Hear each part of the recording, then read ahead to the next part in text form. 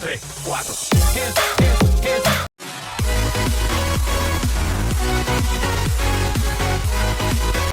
Hello mga ka-fix! Kumusta at magandang araw sa inyong lahat. Nandito na naman tayo sa ating panibagong video at panibago na namang isi-share ko sa inyo. Sana magustuhan niyo ang video ito mga ka-fix. Ako'y nagpapasalamat sa pag-play ninyo sa video ito. Isi-share ko lang ngayon kung paano natin asimbolin ng double deck bagong design. Kasi may dalawang single size dito sa baba, tapos sa pangibabaw nito ay double size. Sana panoorin nyo hanggang sa dulo mga kapits. Ito yung umpisa ko pag welding, pag fabricate sa unang frame niya sa baba. Ito yung may poste na maiksi sa paahan yan. Simbolin natin to gamit ang pag welding. Ang ginagamit natin dito ay 1x3 na tubular yung frame niya. Tapos yung poste niya, paa niya ay 2x2 tubular yan, mga GI tubular square tube. Yung sa side naman ng frame ay 1x3 yan. Ngayon maglalagay tayo ng mga bridging niya para paglagyan natin ng plywood. GI yung gamit natin dito, hindi yung BI. Yung GI ay galvanized iron, hindi basta-basta madali kalawangin yan. Maliban lang kung panay inuulanan. Ito na sa loob naman ng bahay palagi. Saka ipa-primer naman natin ng epoxy primer bago natin pinturahan ng pang top coat nya. Ito ipapagpatuloy ko muna ang pag welding ng mga bridging, saka yung angle bar para sa gilid sa frame nya para hindi malaglag yung plywood natin. Bago ilagay natin yung foam, lalagyan muna natin ng plywood, yung Dimidja na 1/4. Dimidja na plywood. Ordinary lang kasi hindi naman to kailangan natin lagyan ng marine plywood. Nasa loob lang naman ng bahay kaya ordinary ply lang. Ito ipapagpatuloy lang natin, ipo-full weld natin. Pero hindi yan lahat. Putol-putol lang yung pagpo-full weld natin. Hindi yata full basta naka full weld siya pero buhol-buhol lang, hindi siya lahat. Anong tawag yan, hindi naman siguro yun full weld kasi hindi naman lahat, pero makapal yung pagkakakapit. Kahit hindi naman pwede siguro sabihin natin ispat-ispat kasi solid yun Ayan yung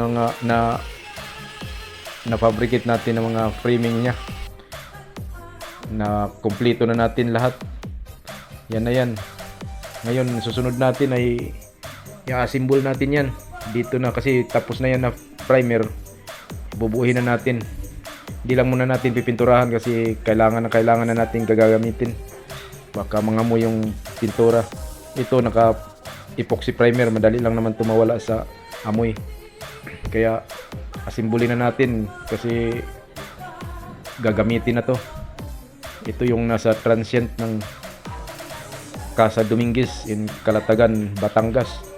Kung sino yung nakarinig dito, kung gustong makapunta ng Calatagan at mag island hopping sa sa Little Boracay, dito na lang kayo sa Casa Dominguez. Mag transient, kukuha kayo ng transient. Kailangan niyo ng transient, dito kayo sa Casa Dominguez. Soon to open na to. Magbubukas to ngayong March this year 2024.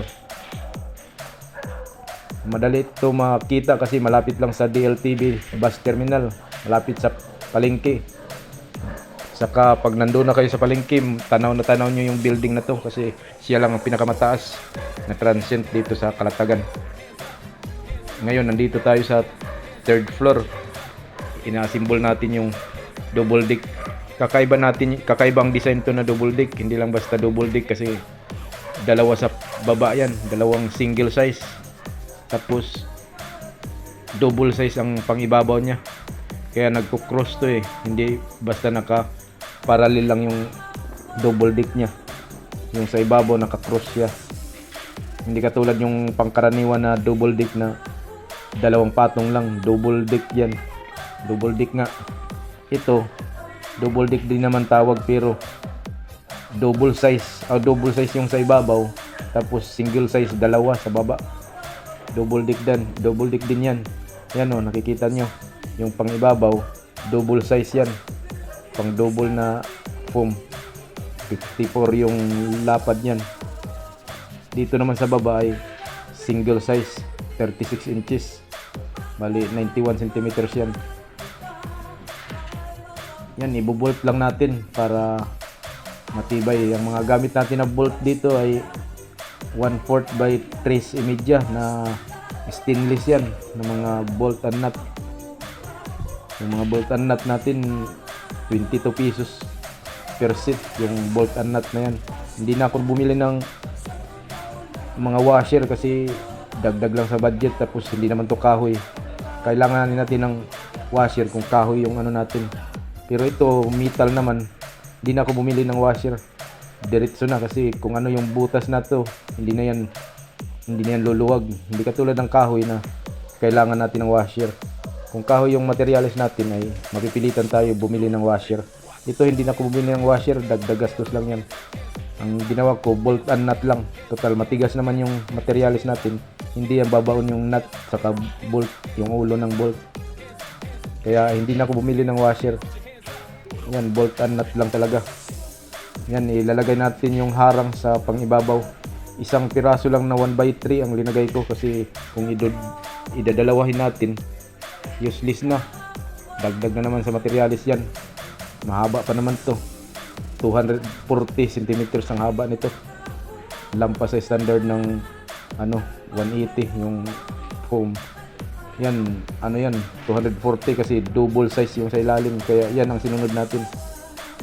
Pero lalampas yung foam niyan, hindi abot sa haba ng frame natin sa double sa ibabaw. Yan, patapos na yan mga ka-fix. Sana yung nagustuhan nyo, paki-like naman. Sana i-share nyo rin sa mga kaibigan nyo na mayroon dito transient sa Calatagan, Batangas na bago. Malalaki yung kwarto at mura. Mga bagong mga room nito kasi bagong tayo na ito building. Ang pangalan nito ay Casa Dominguez in Calatagan, Batangas. Dito yan sa malapit sa DLTV terminal, bus terminal, dito sa malapit sa palengke. Katabi lang ng palengke ng Calatagan. Makikita nyo na yung pinakamataas na transient dyan. Bagong bago to. Mag-opening pa to ngayong March 2024 this year. Kaya mga ka-fix, salamat sa panonood nyo. Maraming salamat sa inyong lahat. Happy New Year sa lahat. Hanggang dito na lang. Yung mga hindi pa nagsusubscribe, sana paki-subscribe naman po. Maraming salamat sa panonood nyo. Walang sawang nagsusubaybay.